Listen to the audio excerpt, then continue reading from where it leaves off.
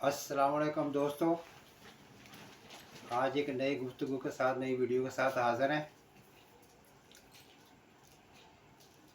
दिली ख्वाहिश है कि आप जहाँ भी हों खैरियत से हों, आफ़ियत से हों और अल्लाह आपको अपने हिफ्ज़ व अमान में रखे। जैसा कि आप जानते हैं, मेरा नाम अहमद असलम खोखर है। मैंने मुख्तलिफ़ मौज़ूआत पे आपसे गुफ्तगू की है। कुछ दोस्तों का इसरार था कि मैं अपने बारे में कुछ अपना मज़ीद तारफ़ कराऊँ। तो चनाचे एक मेहनतकश बंदा हूँ, सारी उम्र मेहनत ही की है, मैकेनिकल के शोबे से वाबस्ता रहा और हूँ। ये 2012 की बात है कि जब कराची में एक सान्या हुआ, सान्या बल्दिया फैक्ट्री, जिसमें 260 मजदूर शहीद हो गए आतिशज़दगी से और 50 के करीब ज़ख्मी हैं। वह भी हयात हैं। तो उस टाइम मैंने ये फ़ैसला किया कि अब खामोशी जुर्म होगी। मैंने फ़ैसला किया मुझे बोलना चाहिए। तो मैंने कलम को ज़रिया बनाया। सितंबर में ये वाक़या हुआ, 11 सितंबर 2012 को, और मैंने 24 नवंबर 2012 को पहला कालम लिखा रोज़नामा बशारत में। उसमें मज़ीद कालम लिखता रहा। अलबत्ता 1 मई 2013 को मैंने पहला कालम मज़दूरों के बारे में रोज़नामा एक्सप्रेस में लिखा, जिसे बहुत पसंद किया गया, बहुत दोस्तों ने पसंद किया। और उसके बाद मैंने बासियत कालम नवीस अपनी सहाफ़ती ज़िंदगी का आगाज़ किया। मैंने हर मौजू पे लिखा, लेकिन मेरा ख़ास मौजू जो था वो मज़दूरों के लिए ही था। मज़दूरों के हकूक़ पर लिखा, उन पर होने वाले जबर पे लिखा, मज़दूरों की कम सैलरी पे लिखा। इसके साथ साथ मैंने इनकलाबी जो लोग हैं उन पे लिखा।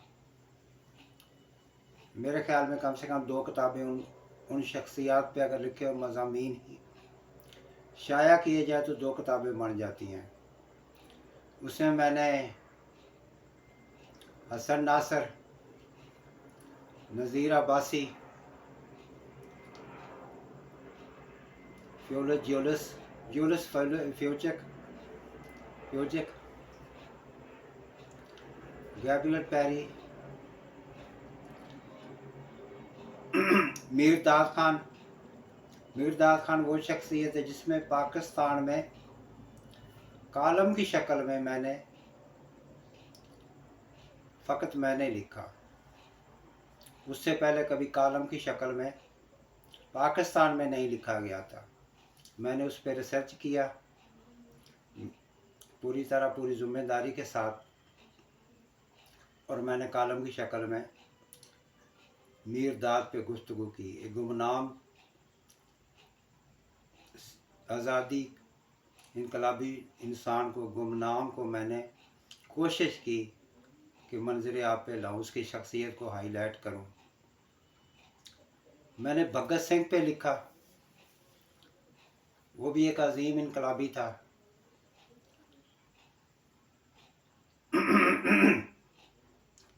और अपने नज़रिए पर इतना पक्का था कि उसने 23.5 साल की उम्र में फांसी पा ली, फांसी की सज़ा पा ली, मगर अपने नज़रिए से गद्दारी नहीं की। उसका नज़रिया यही था कि हिंदुस्तान को आज़ादी दिलाई जाए। ना सिर्फ आज़ादी दिलाई जाए, बल्कि उसका कहना था कि हिंदुस्तान ऐसा मुल्क होना चाहिए कि जहां अंग्रेज़ों के बाद मकामी अशराफी हम पर कब्ज़ा ना कर ले, हम पर हावी ना हो जाए, हम पर हुक्मरान ना बन के बैठ जाए। ये भगत सिंह की तालीम थी। मैंने हारी रहनुमा हैदर जतोई साहब पे लिखा, हारी रहनुमा बख्तावर माई पे लिखा, शेख अयाज पे लिखा, बाचा खान पे लिखा, गांधी जी पे लिखा,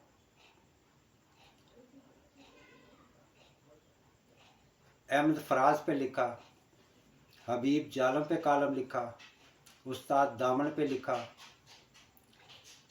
फैज़ अहमद फैज़ पे कालम लिखा। इस तरह कुछ 60 कालम लिखे मैंने। यानी अगर मैंने जैसे कि पहले अर्ज़ किया, अगर मैं इनको किताबी शक्ल दूं तो कम से कम 2 किताबें बनती हैं। इसके अलावा 2023 तक मई तक मैंने लिखा, कालम लिखा।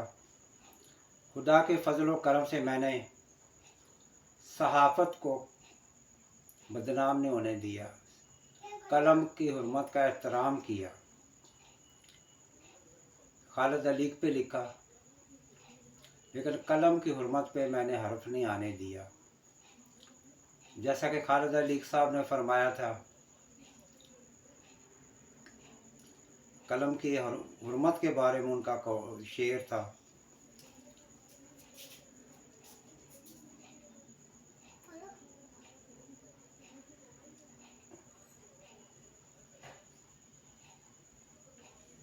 बहरहाल भूल रहा हूँ इस टाइम। तो उन पे मैंने बहरहाल कालम लिखा। वाहिद बशीर पे लिखा, ये मजदूर रहनुमा थे, और बहुत सारे लिखा। और अब मैंने फ़ैसला किया कि मैं अपनी बात, यानी एक्सप्रेस में 10 साल लिखने के बाद मैंने अपनी ये कोशिश की है कि अपना चैनल कायम करूं, अपना चैनल खोलूं और उस पर अवामी मसाइल जो है उस पर बात करूं।